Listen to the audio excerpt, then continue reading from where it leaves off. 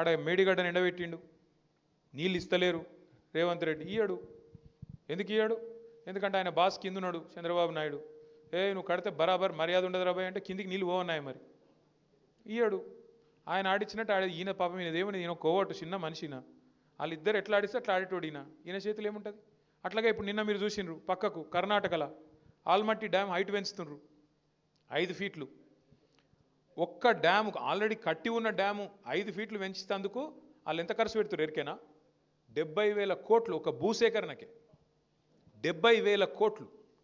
అదే కేసీఆర్ గారు 40 లక్షల ఎకరాలకు నీళ్ళు ఇచ్చే ప్రాజెక్టు దాని మీద 93,000 కోట్లు ఖర్చు పెడితే తిన్నాడు 1,00,000 కోట్లు తిన్నాడు 1,00,000 కోట్లు తిన్నాడు వేసుకపోయింది ఇంట్లోకు.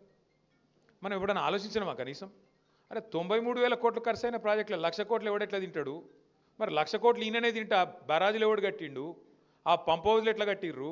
ఆ సొరంగ మార్గాలు ఎట్లా కట్టిర్రు? మరి ఆ మొత్తం కాలువలు ఎట్లా కట్టిండ్రు? గన్ని రిజర్వాయర్లు ఎట్లా వచ్చినాయి? గిన్ని నీళ్ళు ఎట్లా వస్తున్నాయి?